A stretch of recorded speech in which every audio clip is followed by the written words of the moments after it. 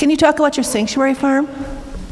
Yeah, so we started, in conjunction with our executive director, Marie Ducharme, our first anniversary of the store, we wanted to start on kind of one of the pillars of our business. So we decided to team up with Marie to open Herbivorous Acres. It's a nonprofit farm sanctuary where we'll have rescue animals and forfeited animals and animals that have fallen off trucks and such. We had two heartbreaks with farms that we got and then lost. So we're currently looking for a farm. So if anyone has farmer land, we write donation receipts. Did you say farmer land? Farmer land. But right now we have two rescue pigs. One of them came from a family who thought that their teacup pig wouldn't get big. And he's big. He's big now. His name's Zeus. And then, no. What? No. Okay, sorry. God. And then the other one is Fox. Fox is a normal pig, and Fox jumped off the back of a slaughterhouse truck, and a really nice family from Minnesota found him, and he was really lucky because the man who found him was a vet, and they gave us a call, and we took Fox, and he was only 15 pounds, and now he's 35, and he'll be 600 by sometime next year. So. He eats a lot of vegan meat scraps, and the Wedge donates food to the pigs as well. So as we grow, the goal with the farm is to be able to have a place where people can come and commune with the animals and spend time learning how to do CSA farming and really learn about why a plant-based world is a good thing, and to kind of do it in a fun way versus a not fun way.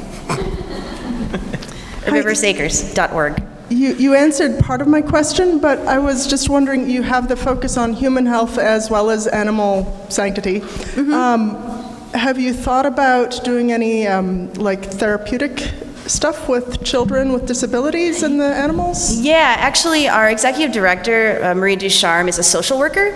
So we'll definitely have kids onto the farm and people with disabilities and work-stay programs and stuff. So there is a lot planned, and we really hope to find a farm within the next year so we can get everything started. And we love your beats, by the way. Oh, thank you. Thank you.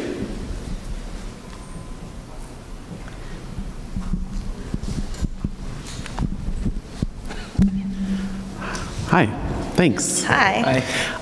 Part of my work is to try to inspire and kind of create social businesses in our region.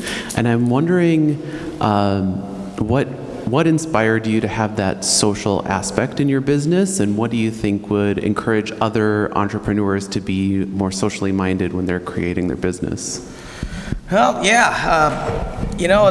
When we first started, social media was a strange beast we didn't know how to slay. And all we knew how to do was talk to people. So we did that. And I don't know, I think like a lot of my friends are tired of just seeing, labels and brands and things like that. It's easy to get lost in that these days. People want transparency, they want honesty, they just want to see people, talk to them. Like for us, they want to see the people making the meats. So we've got a big glass wall that leads right into the kitchen, so people can see everything all the time.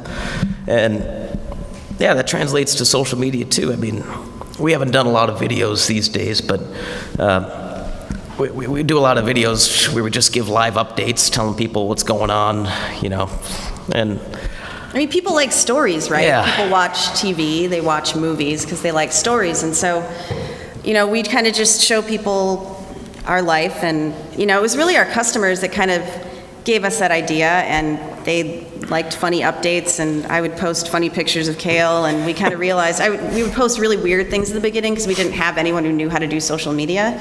So whatever would be on my personal page would translate to the oddities on our business page. But from there, we did our Kickstarter and then really kind of got ourselves out there as the Herbivorous Butchers, and we're vegan butchers, and just putting a face on it. People come into the store and they'd they feel like they know us. They know what I got Kale for his birthday, and so they just kind of feel like a part of our family. And She got me a pedal pub for my birthday, by the way. It was horrible. he hates pedal pubs. Sorry if anyone from pedal pubs here. But now Laura, who's here, she does all our social media, and she has become pretty weird because she is our personalities on the internet. Right, Laura?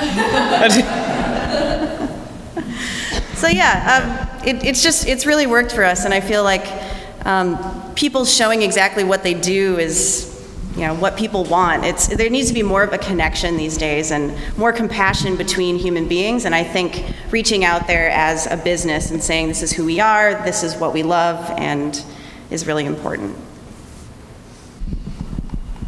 Is Kale your birth name? Well, I was born beef testosterone Walch, but I had to change it. It wouldn't work.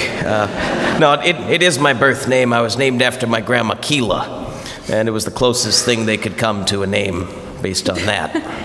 My mom always told him that kale's the strongest vegetable in the garden. And we're actually... he still thinks that. But we come from Guam, so on Guam, back then they didn't import vegetables like kale, so we actually didn't know it was a vegetable till we moved to the United States in 1994, and we were at the grocery store, and I was like, oh no, Mom, ooh, it's gonna be a problem. I had to do this to make the name work. I'm really curious as far as like a lot of creatives are trying to create products, they're trying to launch a business, they're trying to just figure out how to make a future for the thing that they believe in. And you said you started with the Kickstarter program. I don't know if that was the initial genesis of kind of how things got off the ground, but what was kind of the leap that you made to get beyond just struggling every day? Was the success really a Kickstarter program? Was that kind of the thing that bled into, bad choice of words, that grew into starting a business? Was that, can you explain a little bit about that? I think it was the first day at the farmer's market was like the real time we knew that we might have a thing here, because we were just making the stuff for ourselves for a very long time, and we were in the car on the way to the farmer's market on the first day, and Aubry was like, well, no one shows up, at least we have dinner,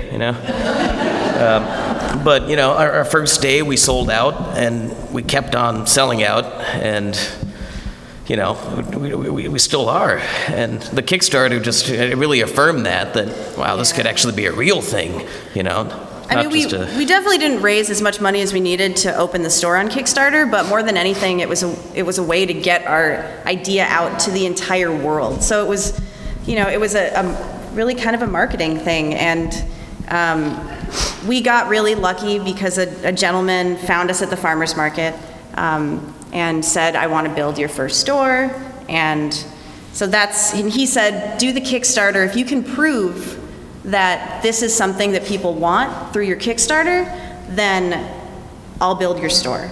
And so it was a long 30 days, but it was probably one of the best things we ever did. We really got to know ourselves and our business through that process, and so did everyone else. But yeah, Kickstarter was really great. I think it's kind of important to do stuff like that because it forces you to get your ideas on paper and to really think about your business and what you want with it, It's the worst month of your life, though. I'm still growing back hair from... Yeah, my hair didn't used to look like this.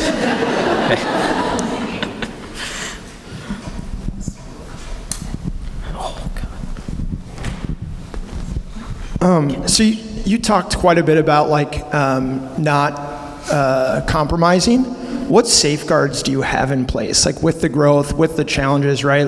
In the age that we are, a lot of people say, well, you need this one big thing and then everything's going to take care of itself, right? But I think a lot of people are pioneering, even just in the music industry, right? You got people that aren't going with big labels, they're doing it themselves, all that stuff. But it's got to be tempting sometimes, right? So like, what safeguards do you guys have in place to make sure that you do stay true to those principles? And I commend you for that, like, big time. That's awesome. It's his stubborn sister.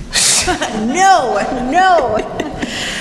Yeah, I think it's just us right now, and it's It just is. us and the. And it's our employees, you Yeah. know. They'll be like, "Do you really want to do this? It would turn out like this." And so we really, really listen to, you know, the people that work for us, and even customers. We talk to them about things too, and they kind of give us perspective on a lot. And usually, if anyone says the word machine, warehouse, grocery stores, Mass. we just Those are say big no in no's. general. Yeah. And it's easy for us because the quality of the product itself is like, kind of speaks for itself. Like, if I try to do a larger batch of cheese, which I've tried before, because it would save me a lot of time and tears, it doesn't turn out as good. And that's the same with any product. If we try to put too many steaks into the pot, you lose some steaks along the way, and you lose the quality of the product, and the customers get mad, and then it's just a train wreck after that. So, But it's also really easy because we'll always go back to our 3 pillars. Is this good for the environment? Is this good for animals? Is this good for human health? And if any of those 3 are compromised, it's really an easy no. yeah. And I got my best friends that tell me, you know, Kale, you're a fraud all the time. Like when I'm like, oh, we're doing this cool new thing. So they keep me grounded too. Your friends are good for you. Cool. Thank you. Thank you.